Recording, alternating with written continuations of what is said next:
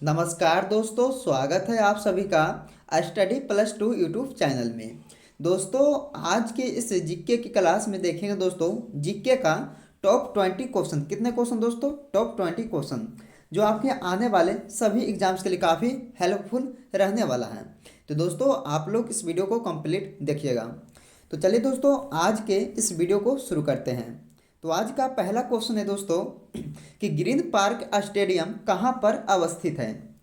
तो दोस्तों याद रखिएगा आप सब कि ग्रीन पार्क स्टेडियम जो है ये इसका आंसर क्या हो जाएगा दोस्तों? तो कानपुर हो जाएगा। क्या? कानपुर। यानी कि पहले क्वेश्चन का राइट आंसर इसका ऑप्शन बी कहलाएगा।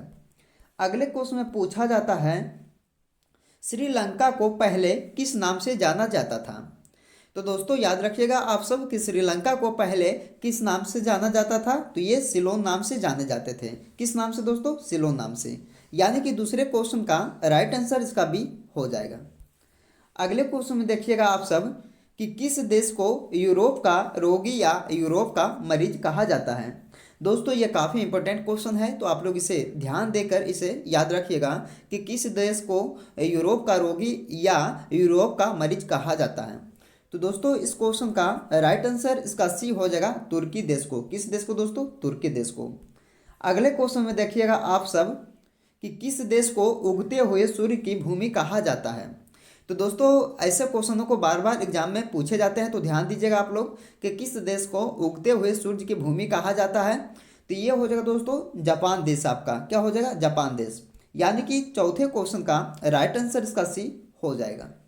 अगले क्वेश्चन आता है दोस्तों, अगले क्वेश्चन देखने से पहले अगर आप लोग अभी तक इस वीडियो को लाइक नहीं किया दोस्तों तो फटाफट इस वीडियो को लाइक कीजिएगा। चैनल पे पहली बार आए दोस्तों तो study plus two YouTube channel को आप लोग सब्सक्राइब जरूर कीजिएगा। तो अगले क्वेश्चन में पूछा गया है कि निम्नलिखित देशों में किसे झीलों की वाटिका कहा जाता है। तो इसमें पूछा गया दोस्तों कि किस झीलों की वाटिका कहा जाता है, किस देश को। तो याद रखना दोस्तों आप लोग, ये फिनलैंड को दोस्तों झीलों की वाटिका कहा जाता है। किस देश को? फिनलैंड को। यानी कि इसका आंसर भी हो जाएगा। अगले क्वेश्चन देखिए दोस्तों कि निम्नलिखित में से किसे अग्निद्वीप के नाम से जाने जाते हैं। तो दोस्तों किसे अग्निद्वीप कहा जाता है? तो ये हो जाएगा दोस्तों आइसलैंड देश को। किस देश को? आइसलैंड देश को दोस्तों अग्निद्वीप के नाम से जाने जाते हैं। अगले क्वेश्चन देखिएगा कि सौर मंडल का दूसरा सबसे बड़ा ग्रह कौन सा है। तो दोस्तों सौर मंडल का जो दूसरा सबसे बड़ा कहलाता है ग्रह वो है दोस्तों शनि ग्रह। कौन सा ग्रह? शनि ग्रह। यानी कि इस क्वेश्चन का राइट आंसर इसका सी हो जाएगा। अगले क्वेश्चन में देखिएगा कि शनि ग्रह का सबसे बड़ा उपग्रह कौन सा है। तो दोस्तों शनि ग्रह का उपग्रह जो सबसे बड़ा है ये टाइटन कहलाता है। कौन सा दोस्तों? टाइटन। यानी कि इस क्वेश्चन का राइट आंसर इसका ए हो जाएगा। अगले क्वेश्चन देखिएगा दोस्तों, जवाहरलाल नेहरू बंदरगाह कहाँ पर स्थित है।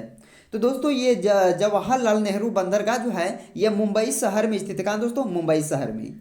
यानी कि इस क्वेश्चन का राइट आंसर इसका ए कहलाएगा। अगले क्वेश्चन देखिएगा कि भारत का सबसे बड़ा बंदरगाह कौन सा है। तो दोस्तों भारत का सबसे बड़ा बंदरगाह कहलाता है मुंबई। कौन सा दोस्तों? मुंबई। यानी कि ऑप्शन इसका ए बी हो जाएगा। क्या दोस्तों? बी हो जाएगा। अगले क्वेश्चन आता है कि भारत में रेलवे तंत्र कब स्थापित किया गया था। तो दोस्तों भारत में रेलवे तंत्र को 1853 में स्थापित किया गया था। कब दोस्तों? 1853 में। यानी कि इस क्वेश्चन का राइट आंसर इसका डी हो जाएगा। अगले क्वेश्चन में देखिएगा आप सब दोस्तों, तो अगले क्वेश्चन में पूछा जाता है आपसे कि विश्व का सबसे लंबा रेलवे प्लेटफॉर्म कहाँ है। तो दोस्तों विश्व का सबसे लंबा रेलवे प्लेटफॉर्म जो है ये हुबली में। कहाँ दोस्तों? हुबली में। यानी कि ऑप्शन का ए सी राइट आंसर हो जाएगा। अगले क्वेश्चन देखिएगा दोस्तों कि भारत का सबसे लंबा राष्ट्रीय राजमार्ग कौन सा है। तो दोस्तों सबसे लंबा राष्ट्रीय मार्ग जो है राजमार्ग भारत का वो है NH44। किसे कहते हैं दोस्तों? NH44 को कहते हैं। यानी कि इस क्वेश्चन का राइट आंसर इसका ए हो जाएगा। अगला क्वेश्चन देखिएगा कि भारतीय रेलवे कितने जोन में विभाजित है। तो दोस्तों भारतीय रेलवे जो है ये 18 जोन में विभाजित है। कितने में दोस्तों? 18 जोन में। यानी कि इस क्वेश्चन का राइट आंसर इसका डी हो जाएगा। अगले क्वेश्चन देखिएगा दोस्तों आप सब कि भारत में राष्ट्रीय जल मार्गों की संख्या कितनी है? तो याद रखना दोस्तों आप सब कि जल मार्गों की संख्या कितनी है भारत में, तो ये हो जाएगा कितना दोस्तों 111, कितना 111, यानी कि इस क्वेश्चन का राइट आंसर इसका भी हो जाएगा। अगले क्वेश्चन देखिएगा कि भारत में मुस्लिम राज्य का संस्थापक किसे माना जाता है? तो दोस्तों भारत में मुस्लिम राज्य का संस्थापक माना जाता किसे? ये मोहम्मद गौरी को माना जाता। किसे दोस्तों? मोहम्मद गौरी को, यानी कि इस क्वेश्चन का राइट आंसर इसका ये हो जाएगा। अगले क्वेश्चन में पूछा जाता है आपसे कि भारत में गुलाम वंश का संस्थापक कौन था? तो दोस्तों ये काफ़ी इंपॉर्टेंट क्वेश्चन है आपके लिए, तो आप लोग इसे याद रखिएगा। ये भारत में गुलाम वंश का जो संस्थापक था दोस्तों, ये थे कुतुबुद्दीन ऐबक। किसने दोस्तों? कुतुबुद्दीन ऐबक गुलाम वंश का संस्थापक कहलाते थे भारत में, यानी कि इसका आंसर ए हो जाएगा। अगले क्वेश्चन में पूछा गया है कि कुतुब मीनार के कार्य को किसने पूरा किया था?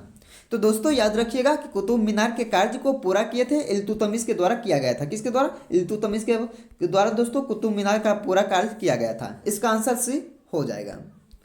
अगले क्वेश्चन में पूछा गया आपसे कि आगरा नगर की स्थापना किसके द्वारा की गई थी? तो दोस्तों आगरा नगर की स्थापना जो है ये सिकंदर लोदी के द्वारा किया गया था। किसके द्वारा? सिकंदर लोदी के द्वारा, यानी कि इस क्वेश्चन को आप लोग याद रखिएगा क्योंकि काफ़ी इंपॉर्टेंट क्वेश्चन ये बन सकते हैं आपके लिए दोस्तों, तो आप लोग इसे पूरा इस वीडियो को पूरा देखिएगा। अगले क्वेश्चन में पूछा गया है कि दिल्ली सल्तनत के दरबारी भाषा कौन थी? तो दोस्तों कौन सी थी ये दिल्ली सल्तनत के दरबारी भाषा कौन सी कहलाती थी? तो यह फारसी भाषा। क्या दोस्तों? फारसी भाषा कहलाती थी दिल्ली सल्तनत के दरबारी भाषा, यानी कि इस क्वेश्चन का राइट आंसर इसका भी हो जाएगा। तो दोस्तों आज के इस वीडियो में हमने आपके लिए टॉप 20 क्वेश्चन करवाए हैं जो किसी भी एग्जाम्स के लिए काफ़ी हेल्पफुल होने वाला है। तो दोस्तों आप लोग इस वीडियो को कंप्लीट जरूर देखिएगा। तो चलिए दोस्तों अगले वीडियो में मिलते हैं, जब तक आप लोग इस वीडियो में बने रहे।